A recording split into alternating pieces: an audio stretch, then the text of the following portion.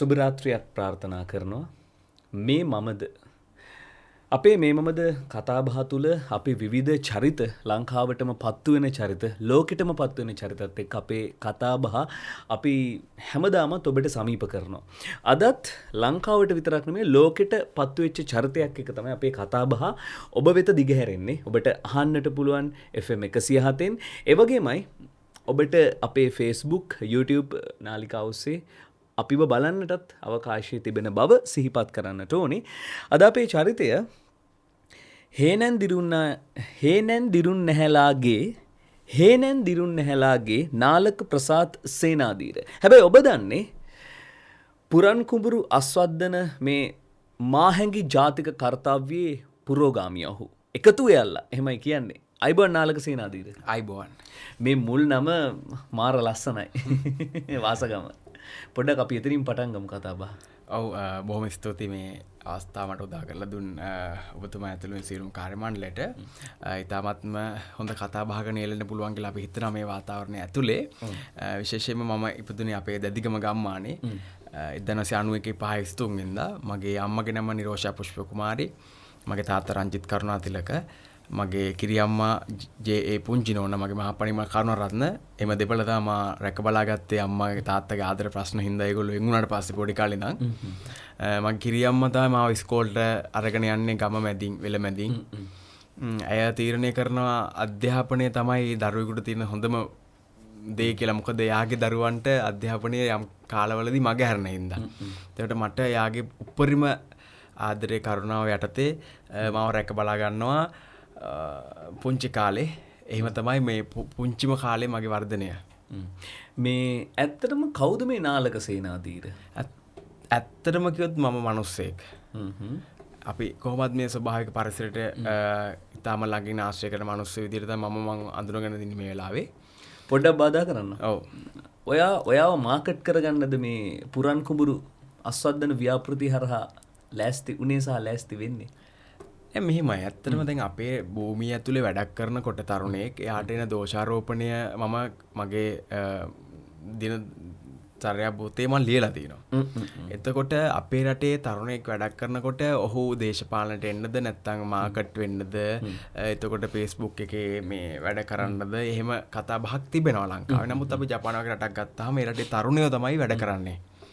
එතකොට ඒගොල්ලන්ට තියෙන්නේ මේ අදිෂ්ඨාන ක්‍රියාශීලීත්වයක් පමණයි. කියන්නේ තරුණයන්ට. එතකොට වැඩිහිටියෝ ඒගොල්ලන්ට අවශ්‍ය කරන අනුශාසනායි ඔක්කොම සපයනවා. එතකොට මම මේ ලංකාවේ අපේ භූමියේ මම ඒ දේ තමයි මේ කරන්නේ. එතකොට නාලක සේනාධීර දැන් අර අධ්‍යාපනය ගැන කතා කරන්නේ. ගමක ඉන්නකොට තමන්ට ජයග්‍රහණය කරන්න තියෙන ප්‍රධාන තැන තමයි අධ්‍යාපනය. එතකොට නාලක සේනාධීර සාමාන්‍යයෙන් අපි කියන්නේ බ්‍රයිටෙක්ද මැට්ටෙක්ද? ඇත්තටම මං සාමාන්‍ය පෙළ මං ගණන් විද්‍යාව ඉංග්‍රීසි අසමත්. හැබැයි මට ඒකකට හරි S තිබ්බනම් මම තමයි පන්තියට හොඳම විභාග මේ සමත් වෙන්න එක්කෙනා. එතකොට මම පාසලේ බොහොම ඉතාමත්ම ඉක්මනින් ඕනෑම දෙයක් අල්ලගන්න පුළුවන් වාතාවරණය මට තිබුණා. ඒතර ගුරුවරයෙක් වුණත් මුලින්ම මට දඩුවම් කරත් ඕනම උදව්වක් අපෙන් තමයි ඉල්ලන්නේ. දඩුවම් කරලා ඉතින් ඒ හැකියාව අපිට තිබුණා පොඩි කාලේ. දැන් මොකද ස්ථානුන්ත ප්‍රඥාව කියන එක තැනට සුදුසු නුවණ කියන එක අධ්‍යාපන තුලින්ම ලබන්න බෑ. මම හිතනවා මම බ්‍රයිටෙක් කියලා. දැන් එතකොට මේ අවුරුදු 29ක කොල්ලෙක් මේ අපිත් එක්ක කතා කරන්නේ. මේ මමද කතා බහත් එක්ක මම හිතන්නේ මෑත කාලේ එකතු වෙන ලාබාලතම තරුණයා ඔබ. බොහොම ස්තුතියි. එතකොට මේ දැන් ගමේ දැන් ඔබගේ අවුරුදු 29ක ජීවිතයක්නේ ඔබ මේ පෘථිවි තලයේ මේ වෙනකොට වාසය කරලා තියෙන්නේ. එතකොට ඔය අවුරුදු 29ක ජීවිතය ඇතුලේ ඒ කියන්නේ මුල්ම කාලේ කිරියම්මා කියන ගම අද නැහැනේ. ඔව්. කිරියම්මා කොහොමද ගම ඔබත් එක්ක කතා බහ කරේ? මම කිරියම්මා වෙනුවෙන් කවි පොතක් ලියලා තිනවා. මම ඇයට දීලා තියෙන හොඳම කවිය තමයි කිරියම්මා ගිනි මැද හිම කියලා. ඒ කියන්නේ ඇය සිටිපු එයාගේ දරුවන්ගේ ලෝකයේ ගින්දරයි මා තුලින් දැකපු සිසිලසයි මම ගිනි මැද හිම කියලා ඊටාම පොඩි කවියකට ලඝු කරලා තිනවා. ඒ වගේම තමයි එම කවි පොත කිරිදී හැදුණයි. ඒ කියන්නේ අපේ අම්මා මාව දාලා යනකොට එයා පොඩි කොළ කෑල්ල කියලා තිබ්බා. මම නාලේක එක්කන යන්නේ නැත්තේ නායාගේ පැටියත් ණය පැටියෙක් හින්දා කියන එක. එතකොට මේ මට ඒතකොට කියවන්න පුළුවන්. ඒතකොට සමහරට කිරියම්මට එක කියවන්න බැරි වෙන්නේ නැති. එයාට තැහෙන මම එක වෙලාවකදී කියවනකොට ඒ දැනෙච්ච හැඟීම ඒවා ජීවිතේ බරපතලම සිද්ධි. එතකොට මම කිරියම් වෙනුවෙන් කවියක් ලියලා තිනවා බත්තැලිය හූරලා දංකුඩ ටිකත් මටම බෙදූ කිරි අම්මාට කියලා තමයි මේ පොත කිරි අම්මට පුදලා තියෙන්නේ. එතකොට මගේ කිරි අම්මා අවසාන කාලේ ඊ타ත්ම සිහි බුද්ධියෙන් ජීවිතේ සමුදුන්න කෙනෙක් මට හැම මොහොතම මතකයි. මොකද මම හැම වෙලේම ඒවා බලාගත්තා. ඒ අනුසංශය තමයි මම හිතන්නේ මේ අද මේ වෙනකොට මේ මැදිරියකට ඇවිල්ලා ඒ පොඩි කොල්ලට අවස්ථාව ලැබිලා තියෙන කියලා. දැන් මේ ඔබ පුරන් කුඹුරු අස්වැද්දීම කියන ඊටාම ට්‍රිලියන වාරයක් වටන ව්‍යාපෘතියකට තමයි අත තියන්නේ. ඒ ව්‍යාපෘතිය ගැන මම කතා කරනවා. ඊට කලින් ඔබ තෝරගන්නවා ගීතයක් සුනිල් ශාන්තයන්ගේ ඕලු පිපිලා. සාමාන්‍යයෙන් අපි කියන තරුණයෙක්ට රොත්තු දෙන්නේ නැති ගීතයක් කියලා මම නිකන් මගේ නිකන් අදහසක් විදිහට කියන්නේ. ගීතය ගැන අපි කතා කරමු. ඔව් ඇත්තටම මේ ගීතය මට හම්බෙන්නේ YouTube එකෙන්. ඕලු පිපිලා නැමැති ගීතය අහනකොට ඕනෑම පරිසරයක ඉන්න කෙනෙක් ඒ කාලෙට යනවා. ඒතර මම ශ්‍රී ලංකා ඕල් සෝන් කියලා ටයිප් කරලා බලනකොට අපේ අතීත ගීත කලාව ඒ දවස් තාරුණ්‍ය තමයි ඒක ගායනා කරලා තියෙන්නේ. සුනිල් සාන්තයන්ගේ එදා තාරුණ්‍ය කොතරම් සුන්දරද බලන්න. ඒතර ඒක අපිට මග ඇරුණා නොව අපි මග අර ගත්ත අය. නමුත් අපිට YouTube එකෙන් ඒක අහන්න පුළුවන්.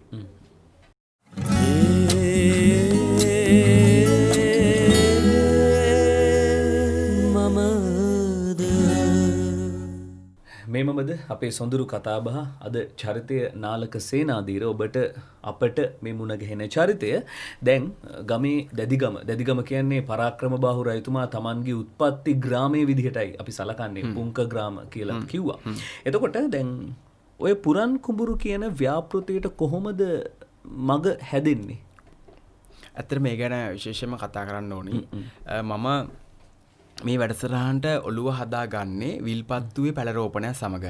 එතකොට විල්පත්තු පරිවාරයේ අක්කර 2200ක ප්‍රමාණයක් එලි කරලා තියෙනවා. එතකොට මේකේ පැල හිටවන්න යනකොට ගමේ සාකච්ඡාවක් යනවා කන්න දෙකක් පුරන් වුණ කුඹුරු අපි කොහොමද අස්වද්දන්නේ කියලා. අපේ අවසරයට නම කියන අපේ සුමන හාමුදුරුවෝ. එතකොට අපේ තුෂාර ග්‍රාමසේක මහත්තයා රුවන් ආර්ථික සංවර්ධන මහත්මයා ඇතුළු මේ කණ්ඩායම සාකච්ඡා කරනවා කොහොමද මේ පුරන් කුඹුරු අය අස්වද්දන්නේ කියලා. එතකොට බටදෙනිය කියලා අමුණක් තිබෙනවා 1952 ගොවි හමුදාව විසින් නිර්මාණය කරපු අමුණක්. මේ අමුණේ වතුරෙන් නැති බව හේතුවෙන් තමයි අපේ ගම පුරන් වුණේ. එතකොට අපි තීරණය කරනවා අන්තර්ජාලය හරහා මේකට අපිට හොඳම උත්තරේ සපයන්න පුළුවන්. මොකද මම විල්පත්තුවට ගොඩාක් උදව් කරලා තියෙන අන්තර්ජාලය හරහා කියන එක. ඒතර අපි විල්පත්තු වෙනින් විශාල පැල සිටීම් එතකොට නව නිෂ්පාදන විදිහට ඒ ස්වභාවික පරිසරය කොහොමද ඒ කියන්නේ උෂ්ණ කලාපයක තියෙන පරිසරයක්. ඒතර මුට්ටියක දාලා පැලයක් හිටවපුවාම ඒ මුට්ටියට වතුර දැම්මහම සතියක් විතර අල්ලා හිටිනවා. ඒතර විල්පත්ති ඒ කාලේ බොහොම උෂ්ණ කාලයක්. ඒ වගේ අධ්‍යයන කරලා ওই කාලේ තමයි පුරන් කුඹුරු 52 වෙනි සේනාංක ඉඳලත් අපි කතා කරලා තිනවා. එහිදී කොහොමද මේ රටේ පුරන් කුඹුරු අස්වද්දන්නේ කියලා. ඒතර මට එහින් ලැබුණ හොඳ පණිවිඩය මම දෙන්නම්. අපේ හමුදාවේ තියෙන විශේෂම ලක්ෂණ තමයි රණවිරුවන්ගේ මම කිව්වා සර් මට ලංකාවේ තියෙන පුරන් කුඹුරු ඔක්කොම අස්වද්දන්න ඕනේ කියලා බාතිස කියලා. කිව්වා නාලක ඔයා පටන් ගන්න එක අක්කරයකින් කියලා. ඒ අවවාදය අරගෙන තමයි අපේ ගමේ පටන් අරගෙන අද මුළු ලංකාවම 2022 වෙනකොට මම අධිෂ්ඨාන කරලා තිනවා ශ්‍රී ලංකාවේ පුරන් කුඹුරු සියල්ලම අස්වද්දන්න පුළුවන් වටපිටාව ගොඩ නගා ගන්නවා කියලා. එතකොට දැදිගමින් තමයි මම ඒක ආරම්භ කරේ 2019 මහා කන්නේදී. විශ්ව ශක්තිය, චිත්ත ධෛර්යය, ආශිර්වාදය මේ දේවල් වලට මහා බලයක් තියෙනවා කියලා ඔබ විශ්වාස කරනවද? ඇත්තටම එක මොහොතකදී අපේ කිරියම්මගේ තනපුඩු කපලයන් අපේ තාත්තා මන්නෙන් ගහනවා. ඒතකොට එයා 3 wheeler එකක නැගලා තමන්ගේ ගෙදර කට්ටියත් එක්ක එවල හිටපු කට්ටියත් එක්ක එනකොට මම කොටේර ගාවෙන් ඉස්කෝලේ යරලා එනවා. එයාට ඕනකම තිබ්බේ මාව ඉස්කෝලේ යරලා දකින්න. ස්පිරිතාලට යන්න කලින් පොලිසියට යන්න කලින්. එතකොට මට හිතුණා මේ ශාරීරික ශක්තියට වඩා මානසික ශක්තිය මේ ලෝකේ කොතරම් ප්‍රබලද කියන. ඒ වගේ පුංචි කාරණා ඇතුලේ. ඒතර කිරියා මට කියලා දුන්න හිත ඇත්නම් පත කුඩාද කියන එක. ඔබේ අතේ තියෙන දේවල් වලට වඩා ඔබේ හිතේ තියෙන ශක්තිය ප්‍රබල නම් ඔබට මේ ලෝකේ හොල්ලන්න පුළුවන් කියන ක්‍රියාවලිය මම දුටුවා. හැබැයි ඒක අධ්‍යාපන ක්‍රමයට මම අධ්‍යාපනය කියන එක මට හිතුණා බොරුවක් කියලා.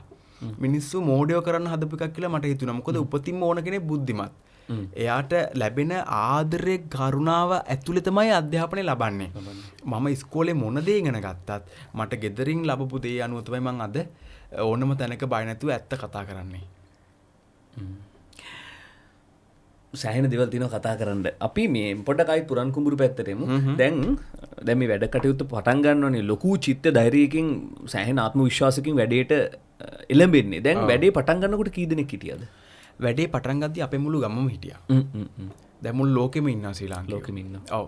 දැන් එතකොට ගමේ තරුණයන්ගේ කොහොමද ඒ වෙලාවේ තිබිච්ච මේ වැඩේට දැන් අද වෙනකොට අපි ගත්තොත් එහෙම මේ ගොවිතැන් කරන්න තරුණයෝ ටිකක් යොමු වෙනවා අඩුයිනේ. දැන් උදාහරණයක් විදිහට මට ලැබිච්ච අත්දැකීමක් එක මම කියන්නම්. දැන් ඔය තඹුත්තේ ගම පැත්තේ ගොයන් කපන්න ඕන නම් දවසට මම රුපියල් 2500ක් දෙන්න ඕනේ ගොයන් කපන එක්කෙනාට. අද නැහැ එහෙම හොයාගන්න. කොහොමද තරුණයන්ගේ නැඹුරුව මුලින්ම මුලින්ම අපේ ශ්‍රී ලාංකිකයෝ ලක්ෂ 20ක් ඔන්ලයින් ඉන්නවා හැම වෙලේම Facebook කරා. හැම වෙලේම ඉන්නවා. මේ දැනුත් කතා කරන මොහොතෙත් ඉන්නවා. ඔවුන් පැය 8ට වඩා 16ට වඩා සරාගී විදියට Facebook එකේ සැරිසරන කට්ටිය. සරාගී විදියට. ඒ කියන්නේ මොනවාරි හොයමින් යනවා ඒගොල්ලෝ.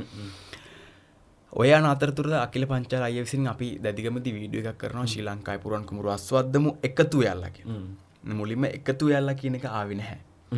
ඒක විරාජ් බාතිය තමයි මට කිව්වේ එකතු වෙලා කියලා නලකයි ඒවා කියන්න කියලා. ඒතර පුරන් කුඹුරු අස්වද්දමු කියලා අපි ගත්තට පස්සේ මේ කාරණාවට ආදරය කරපු ශ්‍රී ලංකාවේ පුරන් කුඹුරු අස්වද්දන්න ඕනේ ඇයි කියන එක පිළිබඳව මේ රටේ විශාල ජනතාවකගේ ආකල්පමය වෙනසක් තිබිලා තිබෙනවා. ඒක ප්‍රායෝගික වීමම හේතුවෙන් දැද්දිගමට තරුණයෝ ගලාගෙන එනවා. දැද්දිගම තාරුණයට එහා ගිහපු තාරුණයන් මොරටුවේ ඉඳලා වියත්ති ලෝකද ගම්පහ ඉඳලාද නුවර ඉඳලාද මේ වටේම ඉඳලා කට්ටිය එනවා. ආවට පස්සේ අපේ ගමේ උදවියටත් මේක තේරුම් ගිහින් එතනින් එහාටත් ආකල්පම වෙනසක් ඇති කරමින් කට්ටිය එකතු වුණා. දැන් පුරන් කුඹුරු අස්වද්දන ව්‍යාපෘතියට මුලින්ම ගමකින් කියන්නේ දැදිගම නොවන වෙනත් ප්‍රදේශයකින් පිරිසක් ආවට පස්සේ ඒ දැනිච්ච හැඟීම කොහොමද? මුලින්ම ආපු කට්ටිය. ඔව් මුලින්ම ආපු කට්ටියට ඒ දැනිච්ච හැඟීම ඒගොල්ලන්ට ඕනකම මේ ගමේ ඇවිදින්න. ඇලක දොලක බහැලා රොටියක් කාලා පොළොස් ඇඹුලක් බුත් විඳින්න ඕන හැඟීම තිබුණේ. එතකොට අපේ ගමේ චාමර අයියලා, නිරංජන අයියලා, සුදු අයියලා, චූටන් අත්තලා මේ උද්‍යෝගිමත් වැඩ කරනකොට අපිටත් පුළුවන් නේද කියන එක. ඇයි දැන් අපි වීඩියෝ දානකොට කට්ටිය ලස්සනට කමෙන්ට් කරලා තිනවා. මොකද ඒ කාලේ තමයි Facebook YouTube නැත්තරම නැතිලා තිබුණේ. කිසිම පොසිටිව් දෙයක් තිබුණේ නැහැ. හොඳ දෙයක් තිබුණේම නැහැ. කාලය කියන එක අපි 2019 මේ මහ කන්නේට ඔන්න මෙන්න මැයි මාසේ වගේ.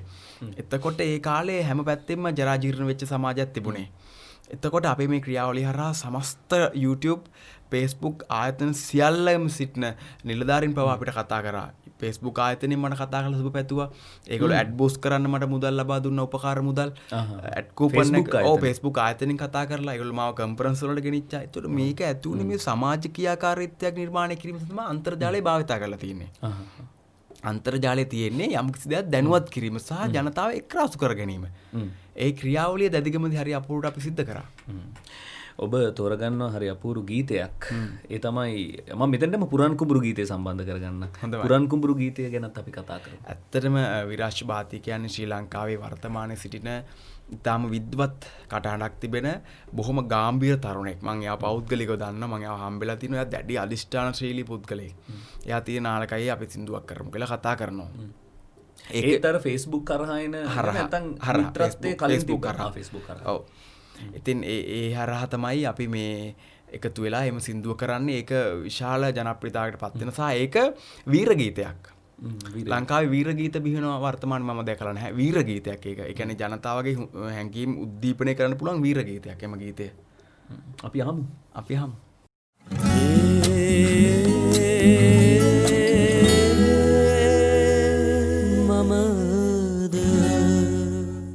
අද දවසේ අපි කතා කරන්නේ මේ මමද එක්ක නාලක සේනාධීර. දැන් ඔබ රැකියාවක් කරනවද? ඇත්තට මම රැකියාව ගොඩාක් කරලා තියෙනවා.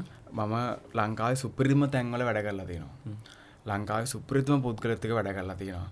මම දැන් මගේ රැකියාව විදිහට මම තෝරගෙන තිබෙන්නේ ගොවිතැන වුවත් මම එතනින් එහාට ගිහින් අවනපියෝම ඉදිරිපත් කරන්න උදව් කරන ඒ වගේම YouTube එකක Facebook channel එකක වර්තමානයේ දිගුදුර ක්‍රියාකාරීත්වයක් විදිහටත් වර්තමාන ශ්‍රී ලංකාව උද්දීපනය කරන්න පුළුවන් පුද්ගලයෙක් විදිහටත් මම කටයුතු කරනවා. මම රැකියාවකට ලඟු වෙන්නේ නැත්තේ මට විශාල වශයෙන් පිටරටවල සිටින දෙමව්පියන් අයියලා කළා මට උදව් කරනවා. ඔබ නාලක රැකියාවක් කරන වඩා ඔයාට පුළුවන් ගම්මාන වලට ගිහින් තරුණයන් උද්දීපනය කරන කියන එක. එතකොට දැන් අපි ගත්තොත් එහෙම වර්තමානයේ වෙනකොට දැන් මේ ඉන්න තරුණ පරම්පරාව දැන් මේ වැඩේට ටික ටික යොමු වෙලානේ තියෙන්නේ. ඒ කාරණයත් එක්කම දැන් ජාතික තරුණ සේවා සභාවේ 2008 සිනමා පාසලේ හිටපු නාලකට ඒ සිනමා පාසලෙන් ලැබපු ඒ අධ්‍යාපනයෙන් යම් ප්‍රයෝජනයක් ගන්න පුළුවන් වුණාද? ඔව් ඇත්තටම මම නාට්‍ය පාසලේ හිටියේ.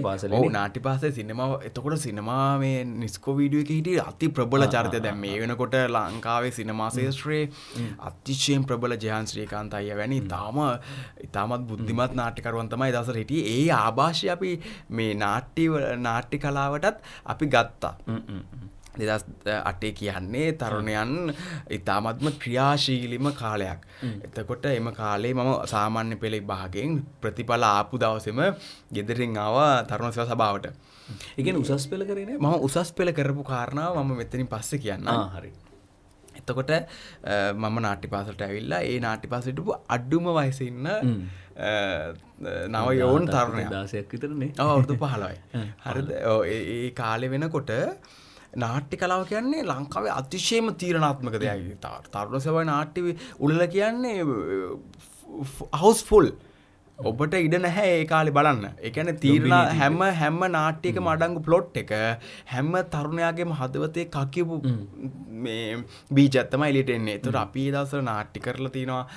ඒ 2010 වෙනකොට මම මහනුවර නැත්නම් මධ්‍යම පළාතේ හොඳම නළුවා බවටත් පත් වෙනවා. එම පළාතෙම අවුරුදු ගානකට පස්සේ නාට්‍ය වල තිබිලා ඔන්න දැන් ඔය කාලේ තමයි මම නාට්‍ය පාසලෙන් එළියට ඇවිල්ලා 2012 දී මම 11 දී මේ අපේ උසස් පෙළ විභාගයට මුහුණ දෙනවා මම. තෝලංගමුව ඩඩ්ලි සේනානායක මධ්‍යම විද්‍යාලය ඒ කියන්නේ අයදුම් කරලා මම ඒකට සුදුසුකම් ලැබලා මම ඒ ලෙවල් ලියනවා. ඒ කියන්නේ අර නාට්‍ය වලට තිබිච්ච උණහින්දද අර පොඩක් කාලයක් හිටියේ. නෑ ඇත්තටම අපේ තාත්තලා පොඩි කාලේ අරක්කු පිරනවා ඒගොල්ලෝ ගෙවල් වල. ඒක ගම්මුල ස්වභාවය. දෙන්නමත් ලංකාවේ වැඩිපුරම අරක්කු තින අපේ ගමේ දැදිගම. එම කාරණා හින්දා ඒගොල්ලෝ ඒකට මම දැන් අපේ ඉන්න ප්‍රේම මාමා කියලා මාමා කෙනෙක්. අපේ ගෙදර මෙහෙම තාත්තලා ගෙදර මෙතනින් එහා පැත්තේ. එයා මෙහෙම බොන්න කලින් හොඳට ඔහම ඇවිදෙනවා. එතකොට බීලා දන ගාගෙන වගේ යනවා. එතකොට මම බැලුවා මේ ඇත්තට මේ ලෝකේ නාට්‍යයක් නේද කියන එක. ඉතින් ඇත්තට මට ගෙදරින් එන්න උවමනාව තමයි තිබුණේ මානසික මේ කරදරතාවයේ හින්දා. එතකොට මම ඒ හින්දාම තමයි මේ නාට්‍ය පාසලට එන්නේ. මේ නාට්‍ය පිළිබඳව මට පොඩි කාලේ ඉඳන් උවමනාවක් තිබුණා. මම 2004 වගේ ඉඳන් සුනිල් මහත්මයා යටතේ කෑගල්ලේ සංස්කෘතික මධ්‍යස්ථානයේ නාට්‍ය ඉගෙන ගත්තා. ඒ කාලෙත් ඒ කෑගල්ලෙත් නාට්‍ය පොඩිම දරුවා විදිහට මම සාලිත අයියලත් එක්ක ඒකට කෙනෙත් අයියලත් එක්ක අඟහරු අයියලත් එක්ක හිටියා. දැන් එතකොට ඔය නාට්‍ය ඔය විදිහට නාට්‍ය කරගෙන ජීවිතේ ගලාගෙන යනවානේ. දැන් ඔතනදී යම්කිසි ජාතික අවස්ථාවක් අපි තුමු ටෙල් නාට්‍යයකට චිත්‍රපටයකට ඔබට යම් දායකත්වයක් දක්වන්න තැනකට ඔබ පත් වෙනවද නැත්නම් ඊට කලින් මාර්ග වෙනස් වෙනවද? නෑ මම මගේ අධිෂ්ඨානයේ තිබුණෙම ලංකාවේ ජනප්‍රිය හොඳ ටෙලි නාට්‍යයක පොඩි කෑල්ලක් හරි රඟපානවා කියලා. මට කූඹියෝ ටෙලි නාට්‍යයේ 6-7 වෙනි කොටස් වල රූබා කියන චරිතය රඟපාන්න හම්බුණා. වත්තේ සෙට් එකේ කොල්ලා විදිහට. මතකනේ. ඉතින් ඒක සහ ඊට පස්සේ මට විශේෂ අවස්ථාවක් හම්බ වෙනවා. ඉන්දියාවෙන් මාව තෝරගන්නවා සන්ලයිට් ඇඩ් එකට. මේ ඒ රූප රාමුවට ඒකත් මම රඟපෑවා. මගේ ජීවිතයේ විශාල අවස්ථාවකගේ තප්පර කීපය. කෝඹිය එකේ අදටත් අත්දැකීම් ඔයාට කියන්න අයියේ. එක අවස්ථාවකදී මම ගොළු තාත්ත නාට්‍ය වැඩ කරන කාලේ ඔය ඔක්ෂන් අයියාගේ මේ හම්බන්තොට සඳගිරිගම තමයි මේ නාට්‍යයේ රූපගත කිරීම කරේ. දැන් මම එහි ඉඳලා ඔන්න දැන් කෝම්පියුටර් නාට්‍ය නවත්තලා සතියක් විතර තිබ්බා ලොකේෂන් පැක් කරලා පොඩි රෙක්ස් එකක අයියලා මම හිතන්නේ එහෙමයි. මම සහායාධ්‍යක්ෂකවරයාට මැසේජ් එකක් යවනවා අයියේ මට කන්ටිනියුටි බලන්න මට ෆොටෝ එකක් එවන්න කියලා. ඒ කියපු සැනින් එව්වා. මම එදා තමත් මම එතකොට ඔන්න කොටස් කියන්නේ දවස් දෙකක් විතර ෂූට් කරලා මම තේරුම් ගත්තා මෙහෙම කවදාවත් ටෙලිනාට්‍යයක එවන්න බෑ. හරි ෂෙඩියුල් එකක් නැත්තම්. කූඹිය කියන්නේ ශ්‍රී ලංකාව වෙනස් කරපු පට්ටම ෂෙඩියුල් එකක් තියෙන නාට්‍යයක්. මට එතකොට සතියක් කියන්නේ හම්බන්තොට ඉඳලා මේ කොළඹ ඉඳලා ගිහින් සතියක් කියන්නේ එහි හිටපුවාම වදන ගොළුතත නාට්‍යයේ කාස්ට් එක පොළවේ අපි හිටියේ. සහ ඒක පුදුමාකාර පීඩනයක් දුන්න නාට්‍යයක් සහ ඒක විශාල ජනතාව තුළ කුතුහලයක් මේ දනවපු නාට්‍ය පියසෙනෙහස පිළිබඳව. ඒ පීඩනය තමයි එතනින් එළියට ආවේ. එතකොට ඒ ටෙල් නාට්‍යයේ කෝබියෝ එකේ ස්ක්‍රීන් ෂොට් එකක් මට එවලා තියෙනවා නාලකව මේ විදිහට තමයි හිටියා එන්න ඕනේ මේ විදිහට කියලා. ඒ කන්ටිනියුටි එක හරියටම මම අපි පවත්ත ගත්තා නාට්‍යකාරයෙක් විදිහට. මම ප්‍රබලම චරිත දාවිල පාලිත අබේරත්න වැනි ශ්‍රේෂ්ඨ මේ නවයෝ නාට්‍යකරුවෝ විශාල 300ක් වගේ අතර පානක තමයි මාව තේරුනේ මේ ඒ සෙට් එකට. මම හිතනවා ඒක මගේ ජීවිතේ කවදාවත් අමතක වෙන්නේ නැහැ. ශ්‍රී ලාංකිකයෝ කිසිම කෙනෙකුට කෝඹිටෙල් නාට්‍ය අමතක කරන්නත් බෑ කියලා. අපේ දන්න දෙන්නෙක් වැඩසටහනට සහභාගී වෙනවා හර්ෂණ දිසානායක, ඊට පස්සේ සජිත අනුත්තර ඇන්තනි. ඔබ තෝරගන්න ඔහුගේ අලුත්ම ගීතය කළුවර කතා කරමු. ඔව් ඇත්තටම මම ඒ ගීතය වර්තමාන ශ්‍රී ලාංකිකයේ තරුණයන්ගේ ප්‍රබල චින්තන ප්‍රකාශනයක් විදිහට දකිනවා. එක ප්ලැට් රූපරාමයකින් එහාට ගියපු එතකොට ජැක්සන් ඇන්තනි මහත්තයා ඒ දවස්වල රඟපාපු ටෙල් නාට්‍ය වල තියෙන ඒ කන්ටිනියුටි සහ ඒ විෂුවල් බියුටි එකත් එක්ක අපේ ජැක්සන් මහත්තයා පුතාට ලැබුණේ ආනුභාවය සහ එයාට ඉදිරියේදී ශ්‍රී ලංකාව කලාකෙත ඊටාම පූර්ණ වශයෙන් එයාට ඒක මේ උද්දීපනය කරන්න පුළුවන්. ඇයි දන්නද මම එහෙම කියන්නේ? ඒකෙත් තියෙන views තරම් බලන්න. ඒ YouTube එකට සාමාන්‍යයෙන් අපි කෙනෙක් බලන්නේ ඒක ප්‍රචාරය වෙන ක්‍රමය අනුවනේ. ඒතකොට ඒකේ තියෙන මේ කතාව බලන්න වර්තමාන මනස විකෘති වෙච්ච තාරුණයන්ගේ සහ මනස විකෘති කරන වැඩිහිටියන්ගේ ඒක ඒගොල්ලන්ට මේක බලපාන විදිහේ රූපරාම මුල තිබෙනවා. එතකොට ඒම ගීතයත් ඉතාමත්ම මනරම් විදිහට රචනා කරලා තිනවා. මම හිතන්නේ වර්තමානයේ අති විශිෂ්ටම නිර්මාණයක් කියලා.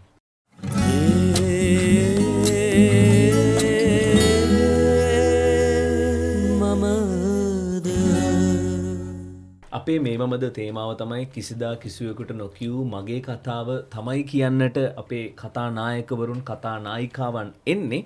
අද අපි මේ විදිහට මේ කතාව ටිකක් දිගෑරගෙන යනවා. නාලක සේනාධීර කිව්වහම අපි පුරන් කුඹුරු අස්වදන ව්‍යාපෘති හරහා ඔබට ටිකක් අර ඒ සබ්ජෙක්ට් එක ඇතුළේ අපි කතා කරනවා. එතනින් එහාට මේක ඇතුළේ අපිට කතා කරන්න පුළුවන්. දැන් අම්මගේ තාත්තගේ ආදරය ඔබට යම් ආකාරයකට ඔබ දැන් සඳහන් කරපු විදිහට අභියෝගාත්මකව ලැබෙන්නේ. කිරියම්මගේ ආදරේ හරි බරට හරි සැරට ලැබෙනවා. මම දැන් ඔබට ආදරේ ඉච්චරටම අම්මගේ තාත්තගෙන් ලැබුණාද කියන කාරණේදී ඔබ යම් උත්තර ටිකක් දුන්නා. ඔබට දැනෙන විදිහට අම්මගේ තාත්තගේ ආදරේ ඔබට කොතරම් වටිනවද? එතනින් එහාට කිරියම්මගේ ආදරේ ඔබට කොතරම් වටිනවද? අපි චුට්ටක් කතා කරමු. මම කවිය ලියලා තිනවා අයියේ ඔහු කියලා. ඒක තියෙන්නේ කටුවල තම්බා කොච්චි සම්බෝලයක් සාදා කැව්වෙත් හත් පොලකට කිනිස්සෙන් එන අම්මව මැරුවෙත් මාවත් වඩාගෙන අවසන් වරට ඇගේ නළල සිප පෙට්ටිය වැසුවේ තාත්තයි කියලා. ඒතර මේක මහින්ද ප්ලස් මස්සිඹුල අයියා කවි ලක්ෂ 3ක් විතර අතරින් දෙවෙනි කවි විදිහට තෝරගන්නවා කොළඹ බණ්ඩාරනායක පොත් ප්‍රදර්ශනයේ මේ ඒ තරඟයේදී. එතකොට එයා ඒකේ තාත්තා කියන කෑල්ල කපලා තියෙනවා. අම්මා කියන කෑල්ල කපලා තියෙනවා. ඒ ඇයි කියලා ඇහුවාම ඔවුන් තමයි මේ ලෝකේ ජීවත් කරන්නේ මල්ලි. ඔවුන්ටත් යම් කිසි ආදරයක් කරුණාවක් ඔයා දක්වන්න ඒගොල්ලෝ නැතුවට කියන එක කියලා දීලා තිනවා. මොකද ඔයා දවසක වැඩි හිටියෙක් වුණාට දෙමව්පියෙක් වෙයි කියන එක. එතකොට මේකයි මේ ලෝකේ කියන්නේ චක්‍රයක්. ඔයාටයි මටයි පොඩි කාලේ වෙච්ච දේවල් උන තමයි මේ ලෝකේ හැමදාම දුවන්නේ. ඒ බලපෑම උඩ තමයි හිට්ලර්ලා බිහි වෙන්නේ.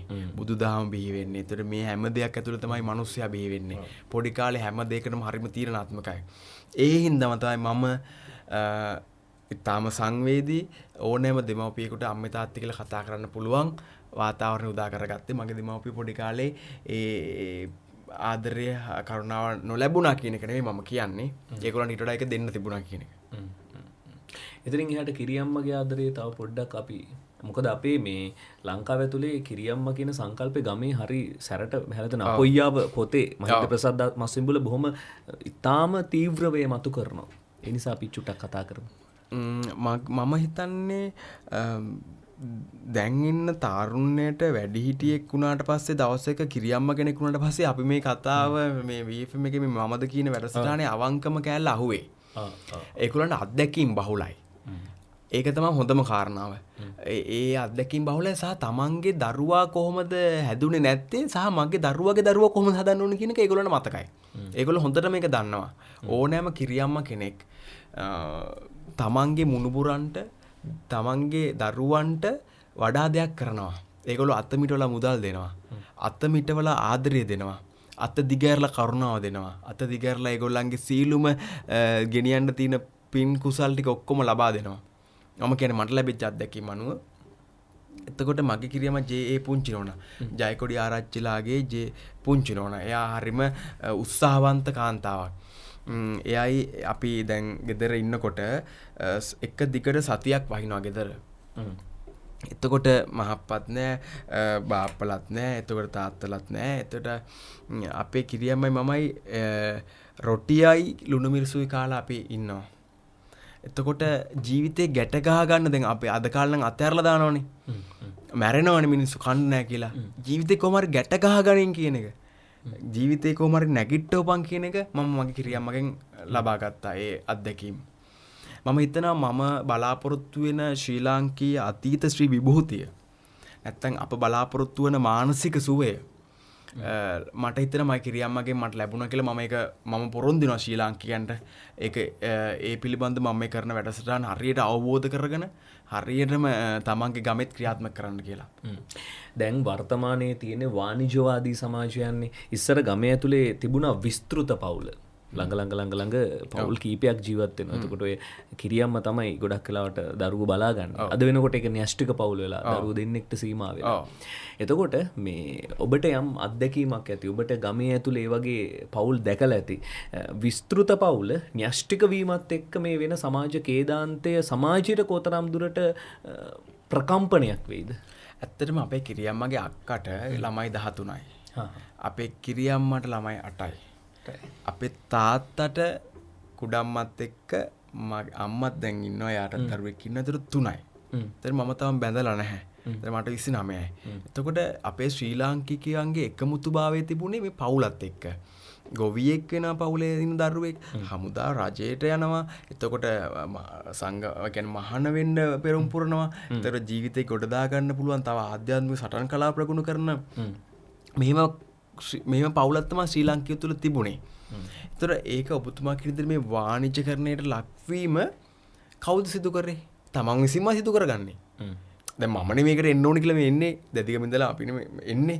දැන් ඔබතුමා උදේ නැගිටලා මේ VFM එන්න ඕනේ කියලා එන්නේ. තමන් විසින්ම ඒක ඇති කරගන්න. ඒත් තමන්ම ඊට පස්සේ කියනවා මට හරි අමාරුයි මට වෙලාවක් නැහැ කියලා. එහෙම වෙන්න බෑනේ. ඒතර මේ ගොවිතැන තමයි අපේ ජීවිතවලට කෙටිම මාර්ගයේ නිවනට යන්න.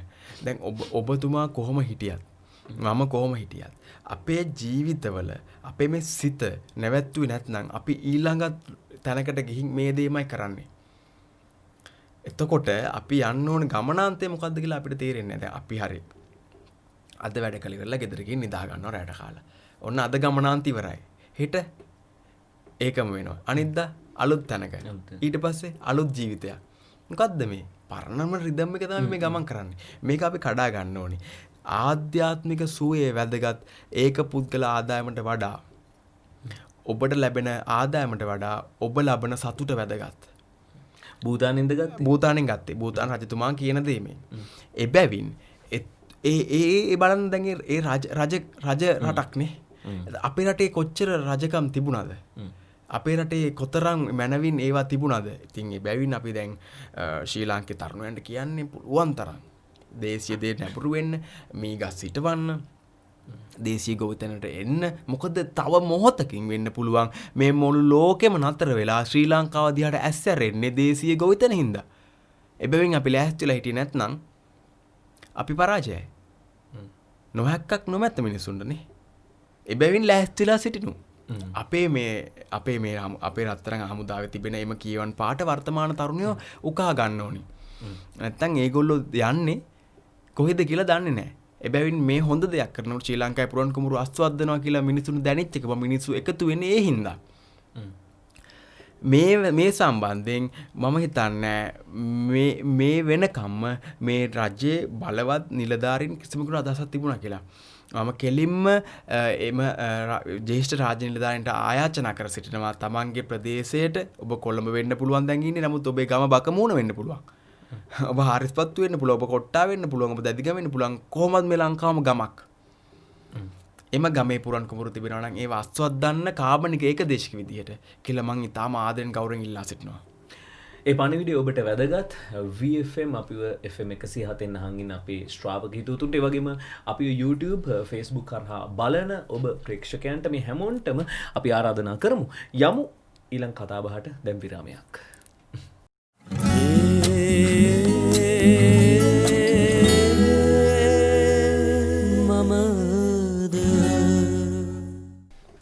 අද දවසේ මේ මමද කතාබහ නාලක සේනාධීර ඔබේ ආදරණීය සහෝදරය මං එහෙම කියන්න. පුරන් කුඹුරු අස්වද්දමු. මී පැල ව්‍යාපෘතිය, වැව් ප්‍රතිසංස්කරණ ව්‍යාපෘතිය. මේ කාරණා තුන එකිනෙකට අවියෝජනීය සහානුබද්ධයි මේ කාරණා. දැන් ඔබ උදාරතර තේමාවන් තුනක් තෝරගෙන තිනවා. මේ තේමාවන් ශක්තිමත්ව ගෙන යන්න ඔබටම තනියෙන් කරන්න බෑ. ඒක ප්‍රායෝගිකයිනේ. එතකොට රජයක් විදිහට මම හිතන්නේ ඔබට යම් යම් කාලවල වලදී සාකච්ඡාවට පැවැත්වුණා. ඔබට සහභාගී වුණා.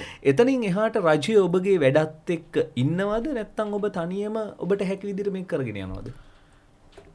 මම මගේ රජයට ආදරේ. මේ භූමිය තමයි රජය කියන්නේ. මේ පොළොවනේ රජය කියන්නේ. මේ මිනිස්සු. මේ ඉඩ කඩන් මේ ගහකොළන් තමයි අපේ රජය කියලා අපි හඳුනාගන්නේ. ඒතර මේක කළමනාකරණය කරන්න බැරි රජයකට එරෙහිව මම කොහොමත් කතා කරනවා. එතකොට සාමාන්‍යයෙන් ගම්මුල දැන් මම එනකොටත් අලුත් නුවර ගොවියෝ මට කියනවා නාලක පුතා අපිට පොහොර කිලෝ 11000ක් ඕනි. අපිට පොහොර කිලෝ 101යි ඇවිල්ලා තියෙන කියලා කාබනික පොහොර.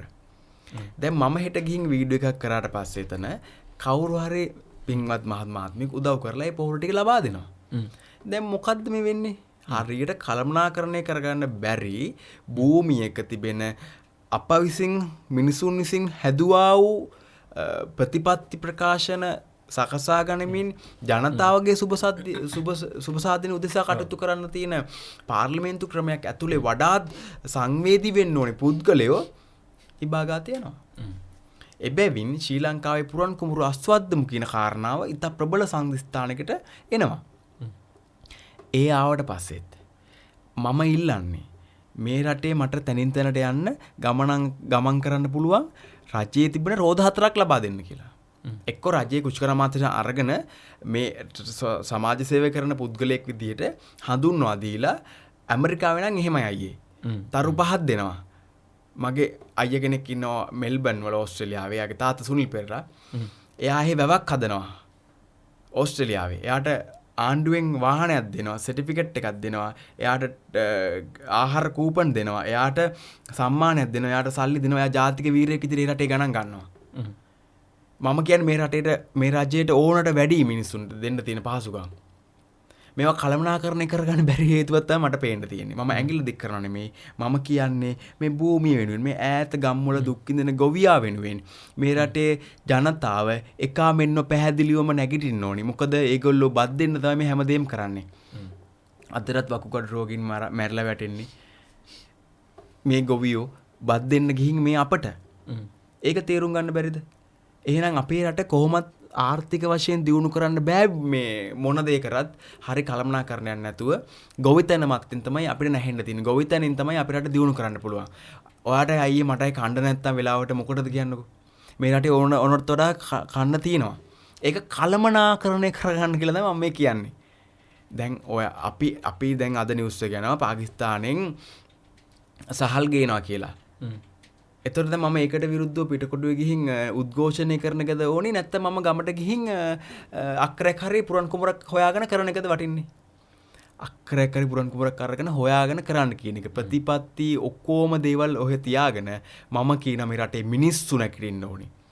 මිනිස්සු නැගිටිට නැත්නම් මිනිස්සු නිදාගෙන හිටියොත් තාරුණ්‍යයට බැන හිටියොත් මේ තරුණයත් එක්ක එකතු වෙලා අත්දැකීම් බෙදාගෙන කුඹුරු වැඩ කරලා මේ රටේ ස්වයං පෝෂිත ආර්ථික රටාව නැවත ගොඩනැගුවේ නැත්නම් මේවෙන් මොකටද අපිට මේව අහනකම් මොකටද මම කියන්නේ 2022 22 වෙනකොට මේ ශ්‍රී ලාංකේයන් දැනෙන්න පටන් ගන්නවා. දැන් ඔබට පේනවා තිය අයියේ මම ගිය යලකන්නේ 2019 මහකන්නේ දාපු බලපෑම දැන් ටිකක් අඩු වෙලා තියෙනවා.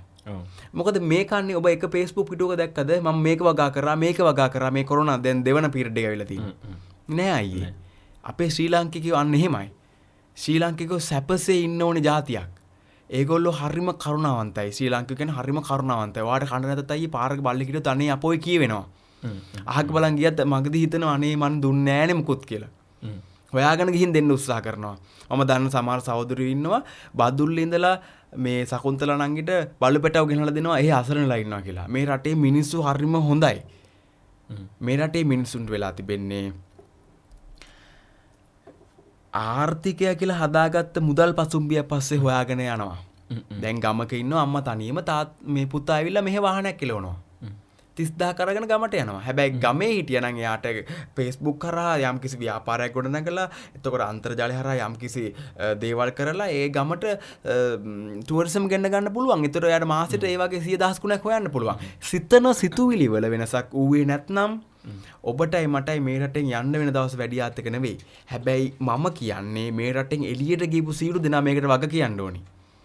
මම අදටත් මට උදව් කරන්න පිටරට ඉන්න ගොඩක් කට්ටිය මම නමුත් පැහැදිලිවම කියනවා ඔහුන් මේ රට දාලා ගිහින් හින්දා තමයි මේ රටේ කර කියා ගන්න බැරි දෙමව්පියෝ තවම අසරණ උනේ කියන එක.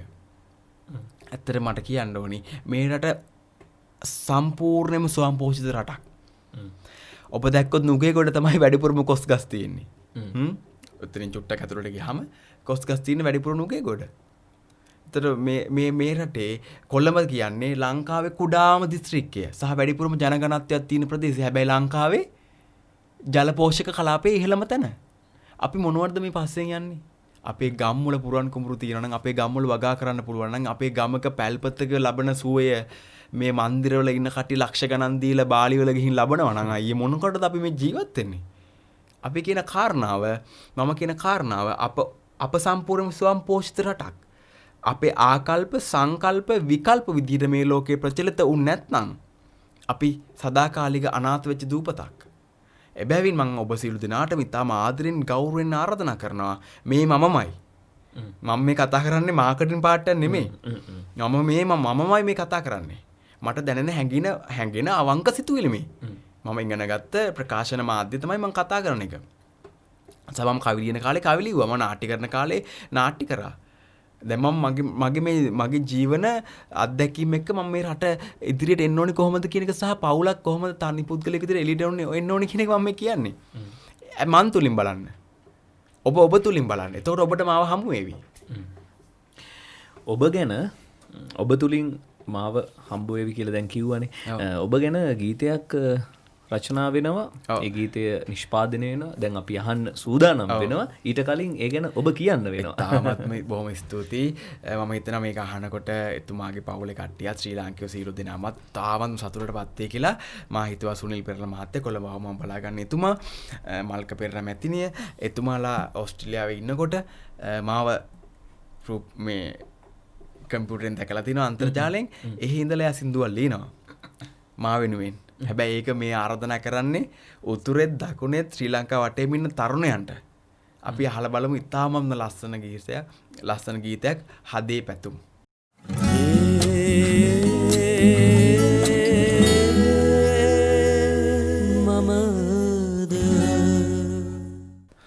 මේ මමද සුන්දර කතාබහ අද දවසේදී හරි ලස්සනයි සුන්දරයි ජව සම්පන්නයි.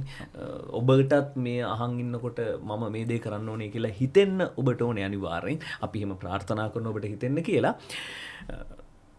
මහා විහාරයේ පිරිවෙන් 4ක් තියෙනවා. දික්සඳ මරුගන එලග්ග සුනහාත කියලා. මේ පිරිවෙන් 4න් දික්සඳ සෙනවියා පිරිවෙන් වාසී මහානාම ස්වාමීන්ද්‍රයන් වහන්සේ රචනා කරනවා ක්‍රිස්තු වර්ෂ 5 සීවස්වල මහා වංශය කියලා කෘතිය.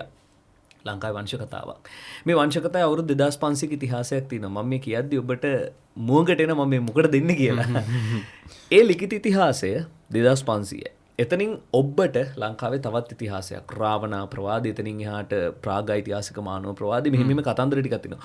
ඔබ මෙතනින් වඩා විශ්වාස කරන්නේ ශක්තිමත්ව විශ්වාස කරන්නේ මහාවංශයේ විජයගෙන් පටන් ගන්න තැනද රාවණාගෙන් පටන් ගන්න තැනද එතනින් එහාට තියෙන ප්‍රාග්ඓතිහාසික මානව මේ කාරණාවලින් ඔබ වැඩි ආදරය කරන්නේ මොන තැනටද? මම ආදරය කරන්නේ වර්තමානට අයියේ. වර්තමානයේ. අතීතේ හොයාගෙන ගියොත් ඔයාටයි මට යන්න තියෙන ඉඩකඩ මොකද ශ්‍රී ලාංකික සංස්කෘතික ආර්ථික මේ ක්‍රමවේදය ලෝක ප්‍රචලිත ක්‍රමවේදයක්. සැඟවිලා තියෙන්නේ Taman තුලමයි. ඔබ ඒ රාවණා සිටින්නේ කැලෑවක නිදාගෙන නොවේ. ඔබ ඒ රාවණාවත් ඔබගේ කපුකොටපු ඒ සීලු දෙනාම සිටින්නේ ඒ අතීතේ නෙවෙයි ඔබ තුලමයි. අහන්න මොහොතක් සංසුන්ව අහන්න ඔබ කවුද කියලා. ඔබ තුල සිටින රාවණා නැගිටන්න. මිනිස්සු හරිම කම්මැලි අයියේ හොයාගෙන යන්න. තියෙන්නේ වෙන කොහොමවත් නෙමෙයි Taman තුල. Taman තුල.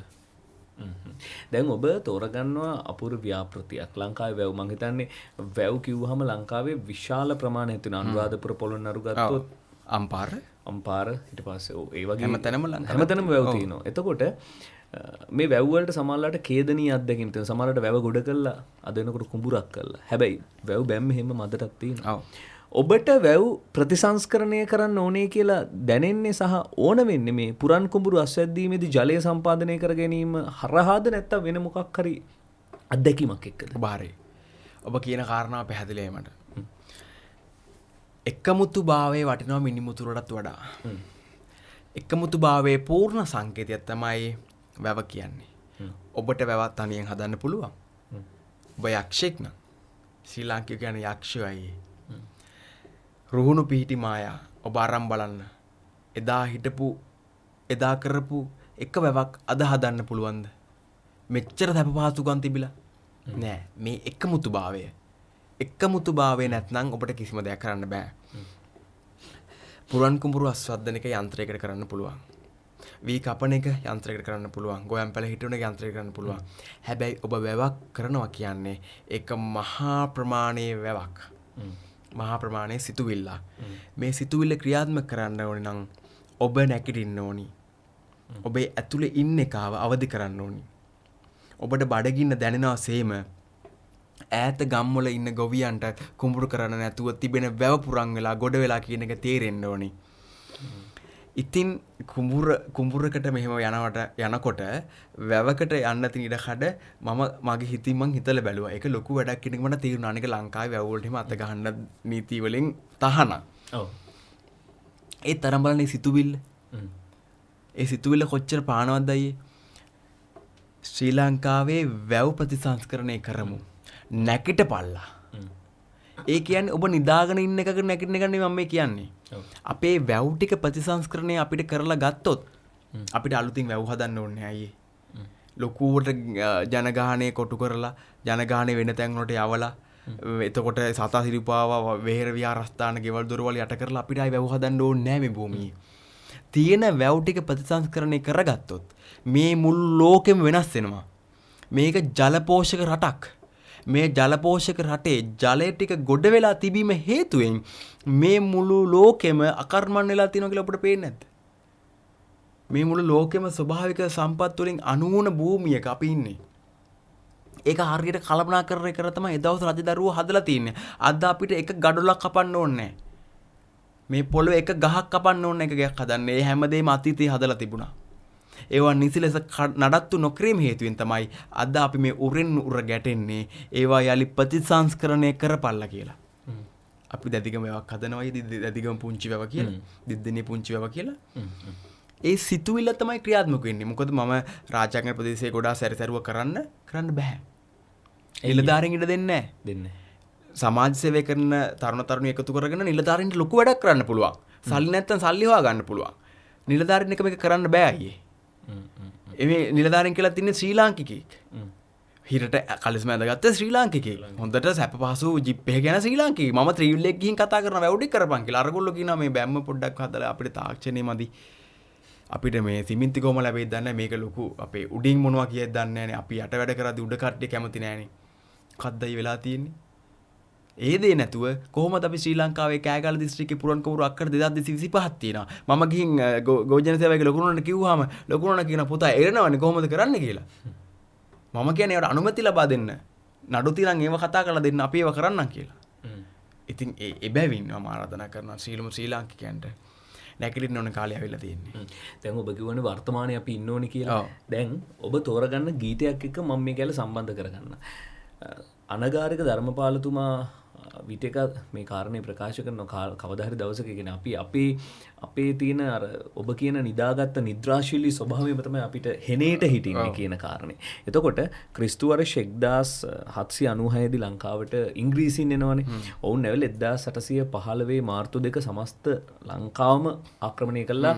ඊට පස්සේ 1948 අපිට ලැබෙනවා අර්ධ පූර්ණ නිදහසක්. එතකොට මේ ආපු ඉංග්‍රීසීන් අපේ රටේ මේ චින්තනයට බලපෑමක් කරාද? ඇත්තටම අපි ශ්‍රී ලාංකික විදිහට සුද්දන්ට කැමති. වර්තමානයේ කැමති සුද්දෝ ලංකාවට එනවනේ. සුද්දෝ එල්ල ගොඩක් වියදම් කරලා යනවා. හැබැයි වියදම් කරන්නේ අයියා අපේ රටේ ගෙනිච්චම සල්ලි තමයි. අපේ රටෙන් ගෙනිච්ච දේපල තමයි අදතර උන් වියදම් කරන්නේ. නඩුවක් දාලා තිබෙනවා. එතකොට ඒ ආරියමංග හාමුදුරුවෝ ඇතුළු ඒ සීලුම දෙනාට මම පින් සිද්ධ ප්‍රාර්ථනා කරනවා ශ්‍රී ලාංකික විදිහට අපි මේ පුස්කොළ පොත් ටික අපි ලංකාවට අපි ගෙන්න ගන්න ඕනි. නැත්තම් ඒවා පිටපත් කොට 3D තාක්ෂණයෙන් හරි අපි කියවන්න ඕනි. අපේ තිබිච්ච අතීත හෙළ ක්‍රමය අපි යලි දැනගත යුතුයි. අපේ උඩම තියෙන කෙසක ඉසක ගහ ඉඳලා යටම තියෙන නියපොත්ත දක්වා තිබෙන හෙළ වෙදකම අපි දැනගත යුතුයි. අද මිනිහෙක් ඇඟිල්ල පිච්චුනහම මොකද්ද කරන්න ඕන කියලා දන්නේ නැහැ. බත් ටිකක් ඌරේ හිරුණාම වතුර ටිකක් බොන්න ඕන කියලා තේරෙන්නේ නැහැ. ඉතින් මේ පුංචි වැඩක් තියෙන්නේ. හරි ප්‍රගුණ නායකත්වයක් යටතේ ශ්‍රී ලංකාව ගොඩ එන්න පුළුවන් වාතාවරණය මම හිතනවා අපිට ගිලහුණා කියලා. අපිට ගිලහුණා එක. මම තේරුම් ගත්තා මේ කොරෝනා දෙවන සීසන් එකේදී මම හිතනවා ලංකාවට ඒක ඇත්තටින් එන්න බෑ කියන එක. මොකද අදහස් කොච්චර තිබුණත් ඒවා ක්‍රියාත්මක කරන්න පුළුවන් වාතාවරණය නැත්නම් මම දන්නේ නැත්නම් කියනවනම් මාධ්‍ය සංදර්ශන විතරයි නම් එතකොට මේ භූමිය ඇත්තම දේ වෙනවනම් ඇත්තටම වෙන්න ඕනි අකටයුතු කරනුත් ඒ ආකාරයෙන්ම වෙනවනම් තව ටික දවසකින් ඔබට උත්තර හම්බෙයි කියලා ඒ මොහොත මිස් කරගන්නවනම් ශ්‍රී ලාංකික විදිහට තරුණ විදිහට මොකටදයි අපි මේ තැන් තැන් වල ගිහින් රස්සා කරලා පිටරට ගිහින් සල්ලි වල මොනව හොයාගන්නද මේ අපි භූමිය අකර්මන්නේ නම් භූමිය කෑලි කෑලි විකුණනවා නම් එදාට වඩා අද අපි මොකටද ගෙලින් හිටගෙන මේ පොළවේ ඉන්න පුළුවන් ෆෝන් එක තියාන Facebook එකේ යන්න පුළුවන් ඒ අනිත් හැමදේම ගොවිතැන් කරලා පුරන් කුරස්සල ඉන්න පුළුවන් හැබැයි අපිට තියෙනවා මේ භූමියේ ජාතිකත්වය ඒක තියෙන්නේ මේ ශ්‍රී ලාංකේන් විතරයි මොකද අපි හැම පැත්තෙම මුහුදෙන් වට වෙච්ච කුඩා භූමියක් මේ භූමියට ලෝකේ ඉන්න හැමෝම ඇහැකාගෙන ඉන්නේ කියන එක තේරෙන්නේ නැහැ අද ගන්න තීරණයක් තව අවුරුදු 99ක යනකම් මේ රටේ තීරණාත්මක ස්වභාවයක් තියෙනවා කියලා මිනිසුන්ට තේරෙන්නේ නැහැ මේ මොහොත ගැන හිතුවොත් අපිට ඊළඟ මොහොත මිස් වෙනවා කියලා මිනිස්සු දන්නේ නැහැ. එබැවින් බලන්න මේ දවස්වල දැන් සීගිරිය වගේ නිර්මාණයක් කරනකොට එක ගහකට හානියක් කරලා තියෙනවා කියලා කොහේ හරි පොතපත සඳහන් වෙනවද? නැහැ. ස්වභාවිකත්වයෙන්ම තමයි දිනු කරලා තියෙන්නේ. ස්වභාවිකත්වයේ දිනු නොකරයි අපිට තාක්ෂණයෙන් වැඩක් නැහැ. ස්වභාවිකත්වය තමයි තාක්ෂණය කියන්නේ. මේ ඔබ තෝරගන්නවා ගීතයක් ක්‍රිස්තු වර්ෂ 1818 වෙල් ලක්ෂයක් තිබුණු වෙල්ලස්සේ කැරැල්ල ගැන සමන් ලෙනින් ගායනා කරන හරි ජව සම්පන්න අපූර්ව ගීතයක්. අපි පොඩ්ඩක් කතා කරමු ඒ ගැන. ඇත්තටම තියෙන ආවේගශීලීත්වයත් එක මම එක් සින්දුවට ආවේ නැත්තේ අයියේ. ඒ සින්දුවේ ආවේගශීලීත්වය ප්‍රකාශ කරලා තියෙනවා. 818 ওই සිද්ධිය ඔතනම වෙන්න කලින් ලොකු සිද්ධි ටිකක් මේ ලංකාවේ වෙලා තියෙනවා අයියේ. එතකොට සී වික්‍රම රාජසිංහ අති උතුම් රජතුමාගේ බිසෝන් වහන්සේගේ කරාඹු කඩලා ගන්න තරම් අපේ ශ්‍රී ලාංකිකයෝ වෙල්ලම්ම රංගමාල් ගන්න තරම් මේ කුහකත්වය කියන එක ඊරිසියාව කියන එක පළපදයෙන් වෙච්ච භූමියක් තමයි ශ්‍රී ලාංකිකයෝ කියන්නේ. හැබැයි නැකිට්ටොත් නැකිට්ටමයි. මේ සින්දුවේ කියන එක තැනකදී ගියේ නෝන අතින් ලවත් අද්දන්න බෑ කියලා. ඒ සාමාන්‍ය අයගේ තියෙන ප්‍රකාශන බුද්ධිය සහ එයාගේ තිබෙන ශ්‍රී ලාංකේය ගීත කලාවේ කියවීම ඇතුලේ මම හිතනවා මේක තේරෙන්නේ නැති කවුරු හරි කෙනෙක් ඉන්නවා නම් ඇත්තටම ඔහු මේ රටට විරෝධයක් කෙනෙක්. ඒ හින්දා මේ සින්දු ඉතාම ගෞරවයෙන් අහන්න කියලා මම ආරාධනා කරනවා.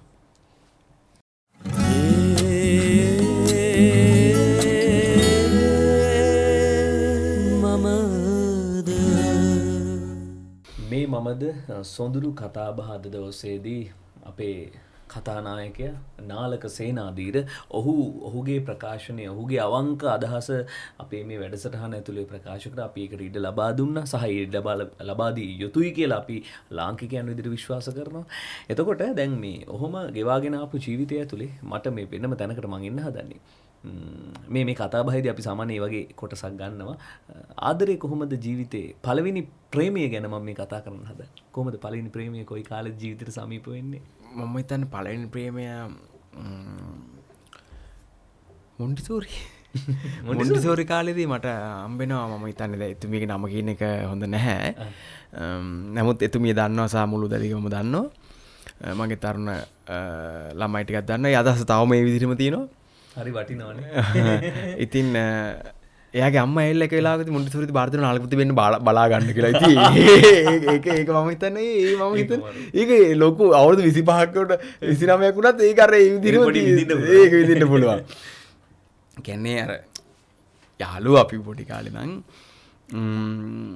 මම මුලින්ම ඒ දවස්වල තිබුණේ ලියුම් මාරු කරගන්න. ඒ ලියුම් වලින් එක කැඩලා ඇවිල්ලා චිට් විදිහට ඇවිල්ලා තිබෙන ලියුමෙන් භාගයයි. එතුමියගේ නම කියන එක හරි නැහැ. නමුත් මගේ පූර්ණ කාලේ මම හිතන මගේ ආදරය මම කිරියම් වෙනුවෙන් දීලා තියෙනයි. මට හිතෙනවා ඒ ආදරේ සිතුවිල්ල ඊටාම ප්‍රාණවත්. ඒක අලුත් සිතුවිල්ලක් හැමලේම. කඳුලක් එනවා තමයි ඇසට. නමුත් ඒක ඊටාම සොඳුරු බරයි.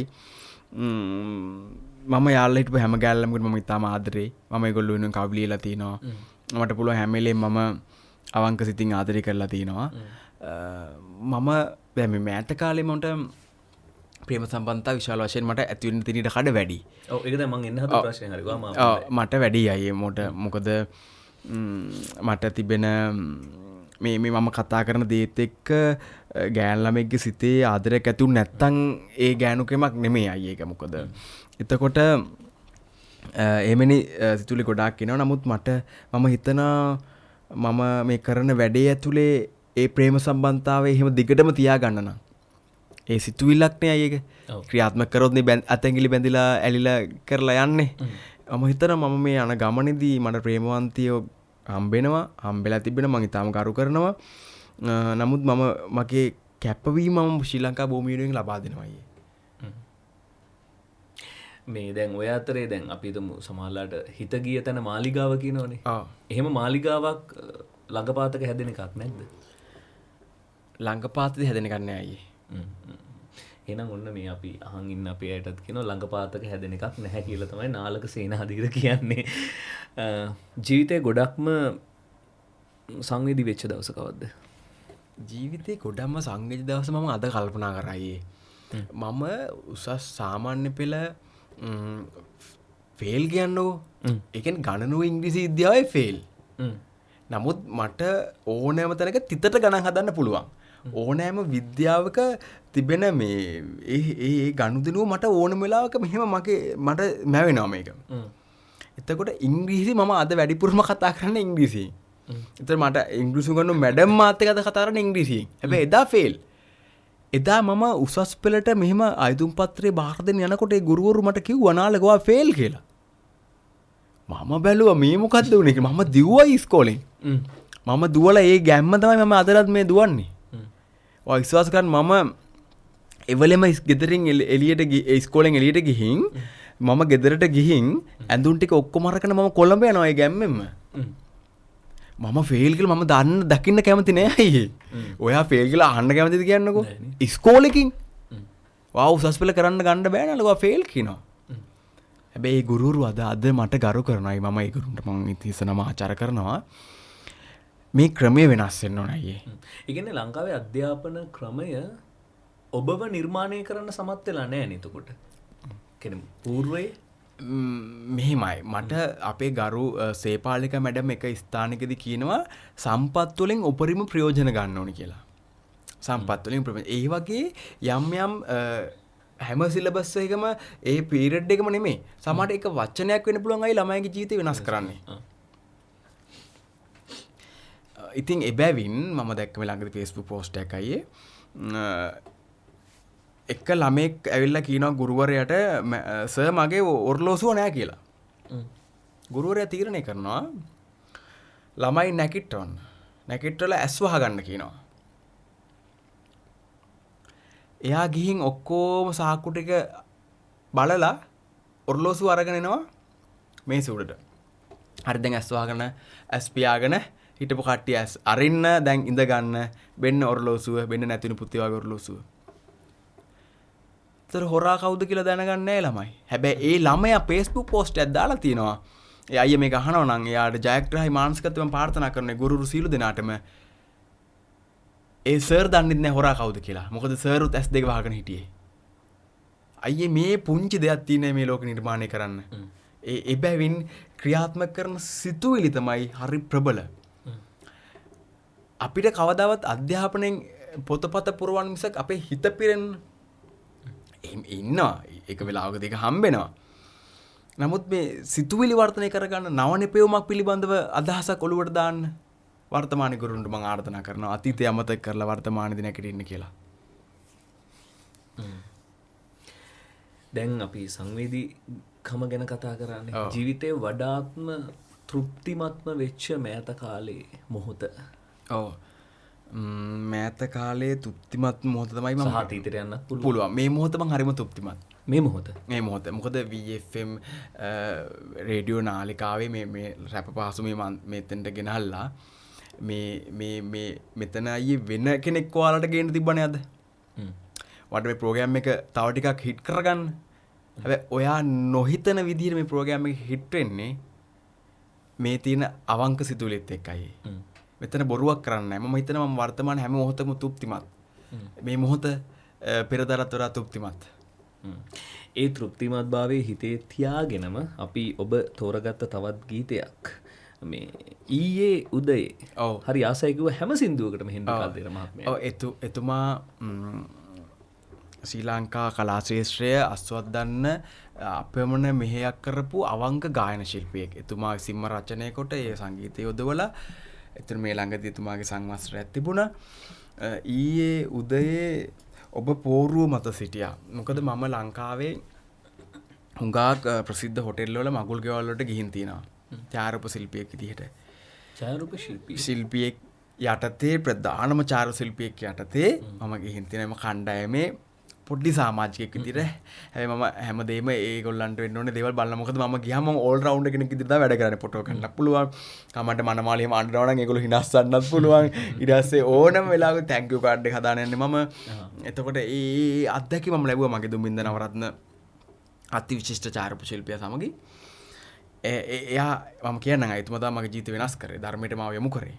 නැත්නම් මමත් මේ කිසිම දෙයක් නොදන්න විදිහට මේ සංසාරේ යන්න ඉඩ තිබුණා. ඒ ගීතය මට අර හැම කපල් එකක් දකිනකොටම හිතෙනවා.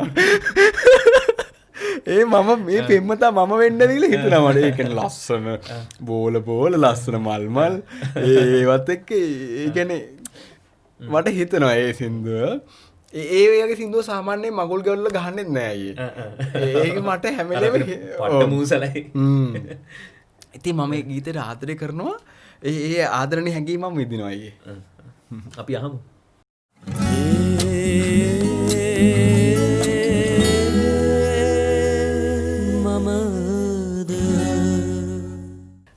නාලක සේනාධීර කියන චරිතය ඔබ වෙනදට අඳුනගත්ත චරිතය. ඔබ පුරන් කොඹුරු ව්‍යාපෘතිය හරහා මීපැල සිටුවීමේ ව්‍යාපෘතිය හරහා වැව් ප්‍රතිසංස්කරණ ව්‍යාපෘතිය හරහා ඔබට හමුවෙච්ච චරිතය අද දවසේ අපේ කතා බහත් එක්ක ඔබට ඔහුම හම්බ වෙන්නත් පුළුවන්. නැත්නම් ඔහුගේ වෙනත් පැත්තක් අවදි වෙන්නත් පුළුවන්.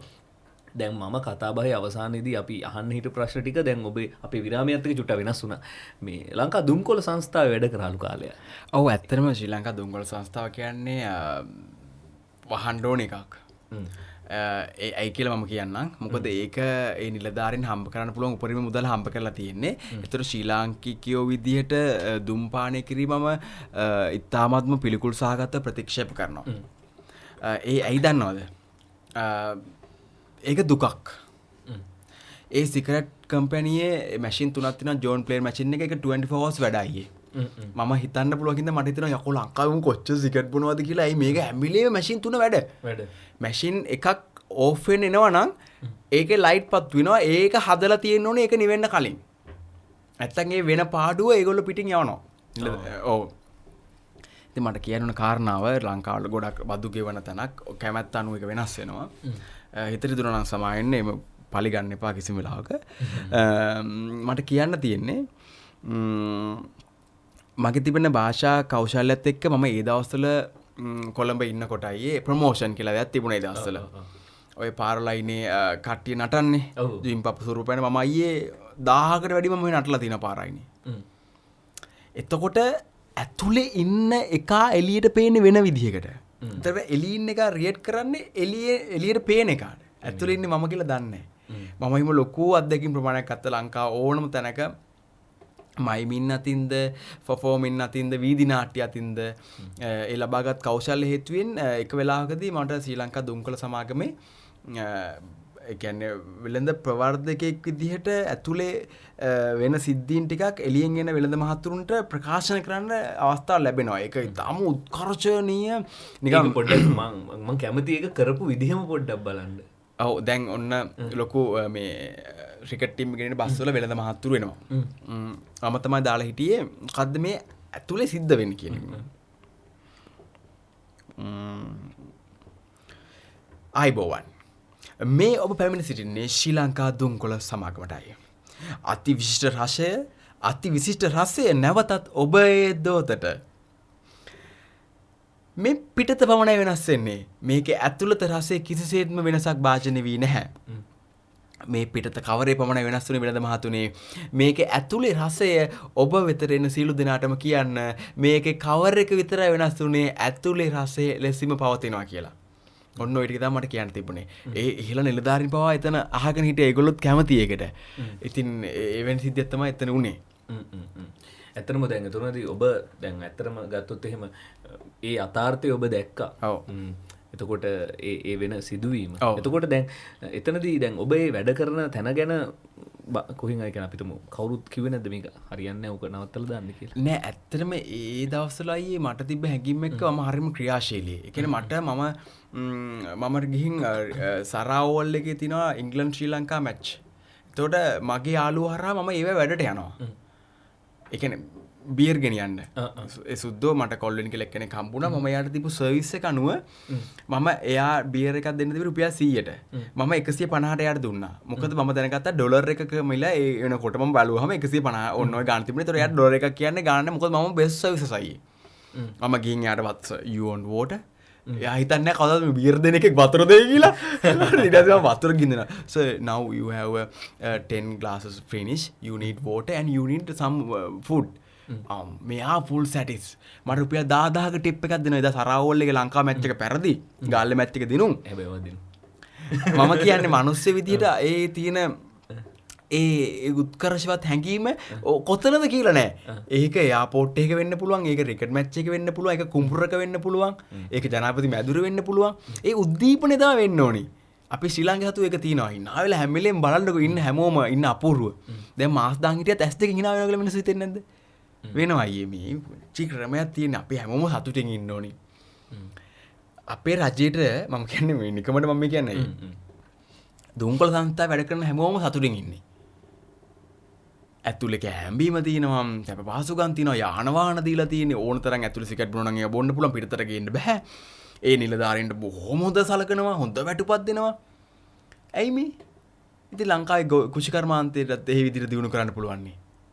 කුෂිකර්මාන්තේ මේ බත් කන මිනිස්සුනේ අපි ඉන්නේ ඔක්කොම. බිස්කට් කන මිනිස්සු නෑනේ.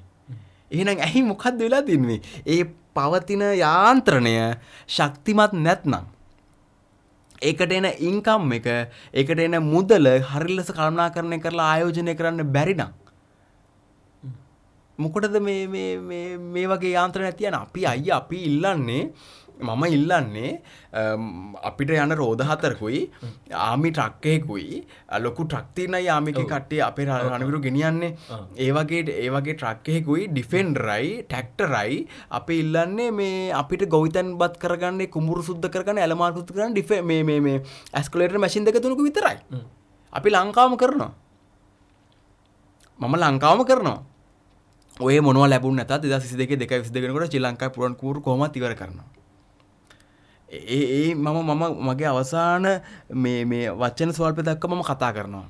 මට කරන්න පුළුවන් එක මම එක අවබෝධ කරගෙන ඉන්නේ තොර ඒක පේස්බුක් එකෙන් දැක්ක නැත්තම් පේස්බුක් කම්පැනිෙන් අය වාට කතා කරලා නෑන කවදාවත් අයට කතා කරන්න පුළුවන් දවසක් එයි එදාට එනකං අයිවා මොකර මේක වෙනසක් කරන්න ඕනි ඒ වෙනස අන්තර්ජාලය කරන්න පුළුවන් වර්තමාන කට්ටිය එකතු කරලා ප්‍රායෝගිකව මේක දියුණු කරන්න පුළුවන් ඉතින් ඒ බැවින් අපි මම නැවතත් කියන්නේ අපි පුළුවන් විදිහට විනෝදෙන් ඉන්න ඕනේ ඔබ දුකින් නම් ඔබ අපේ රට ඇතුලේ අපි ඉන්නේ දුකින් නම් මේ රජය මොකටද? අපේ ගෙදර ඇතුලේ අපි දුකින් නම් ඉන්නේ අපේ තාත්තා මොකටද? එබැවින් අපේ මහ තාත්තලා දැනගන්න ඕනේ මේ රටේ ජනතාව සමගියෙන් සතුටෙන් සාමෙන් තියන්න. නැත්තම් අවුලන එක නෙමෙයි කරන්න ඕනි. ඒ හින්දා මම ආරාධනා කරන හැමෝටම මම කියපු කාරණා මැදිහත් සිතින් බලන්න. මේ ඔබ ගැන මම මේ කතා කරන්නේ. මා තුලින් දකින්න ඔබ පිළිබඳව මම මේ කතා කරන්නේ. පරමාර්ථය උදාරය උත්කෘෂ්ටය අනර්ගය අනබිහි භවනීයයි. අද දවසේ මේ අපේ කතාබහ බොහොම සුන්දර කරා ඔබ මේ අත්දැකීම මීට කලින් මෙවැනි අත්දැකීමක් ඔබට ලැබිලා තියෙනවා. එනේ ඇත්තට මම දැන් බැලුවා මේ වැඩසටහන මම එනකම්මයි දැනන් හිටියේ නෑ මොකද්ද මේකේ නාතෘකාව කියලා. අනික මම රේඩියෝ channel වලට මම පුදුමාකාර කැමතියි අයියේ. මොකද මම පොඩි කාලේ ඉඳලා ඒ කියන්නේ රේඩියෝ නාට්‍ය ඩබින් කරන්න ආසයි. සහ මෙහිම මම දැනගෙන හිටියා තමන් හොඳ දෙයක් කරනවා නම් මේ ඕනම තැනකින් ආරාධනා කරනවා කියන එක. ඉතින් අද ඒක මේ මොහොතේ ප්‍රත්‍යක්ෂ වුණා. මේ මමද මේ ඇත්තටමයි මම නැත්තම් කිසිම වෙලාවක මගේ කිරියම්මට මන්නෙන් කොටපු එකවත් තාත්තා රක්කු පෙරපු එකවත් අම්මා ලියුම දීලා ගිහපු එකවත් මගේ ඉස්කෝලේ මම අසමත් වෙච්ච එකවත් ඒ කියන්නේ ඒ ගුරුවරු ගැනවත් මම එහෙම කතා කරන්නේ නැහැ. මේ මමමයි. ඒ හින්දායි මම මේ වැඩසටහනට ආවේයි දදීවින්ද්‍ර ත්‍රිවිලර් එක. හරි වටිනවා මාර සුන්දරයි මං හිතනවා අද වැඩසටහනට වචනේ පරිසමාප්තයෙන්ම වටිනාකම උපරිමයෙන් ලැබුණා මිලියනයක් බිලියනයක් ට්‍රිලියනයක් කොඩ්රිලියනයක් ලැබුණ වටිනාකම ඔබේ පැතුම් ඒ විදිහටම සඵල වෙන්න කියලා අවංකව ප්‍රාර්ථනා කරනවා අපිත් එන්නම් දැදිගම අපි වගා කරමු අපිත් එකතු වෙන්නම් අපේ කවිදු ඉන්න අපේ තරුණයෝ ඉන්න අපි එකතු කරගෙන ලස්සන වැඩක් කරමු ලංකාව ශාස්ත්‍රීය හෙට දවසකට යොමු කරමු නැවතත් ස්තුති පැමිණියාට ජය වේවා. එමනම් ලබන සතියේ ඔබව හමු වෙන්නම් තවත් ලංකාවටම වැඩදායක පත්තු වෙච්ච චරිතයක් එක්ක ගොඩක් දේවල් කතා කරන්න. ගිහින් එන්න. මම චරිත් ජයලත් හැමදෙනාටම ජය වේවා. මම එක දෙයක් කියන්න ඕන චරිතයි. වාගේ භාෂා කෞශල්‍ය ඉතාම ප්‍රබලයි. වාගේ භාෂා කෞශල්‍ය මම හිතනවා මේ ආයතනයේ ලොකු නිලධාරි මහතුරුන් අව ගන්න ඇත්තේ ඒ හින්දායි. අයියා ඒ කරන සේවාව අනකි බවණී අයියේ. මට කිසිම වෙලාවක හිතුන්නේ නැහැ මේ වචනවල මේ අඩුවක් පාඩුවක්. මොකද මම දකින්නේ නැහැ. හැබැයි මම ඒක දකින්නවා මට ඒක හිතන්න පුළුවන් නම්. ඔයා අයියේ හිතන දේ මට මෙතනදි දැනුණා. ඒකට තමයි අයියේ නිවේදකයා කියන්නේ. එහෙනම් මට ජය වේවා අයියේ. ඇත්තටම සතුටුයි. මානි ආඩම්බරයක් තියෙනවා. බොහොම ස්තුතියි. ගිහින් එන්නම් ජය වේවා. මම චරිත් ජයලත් මේ ඔබේ ආදරණීය මේ මමද. ආයිබෝන්.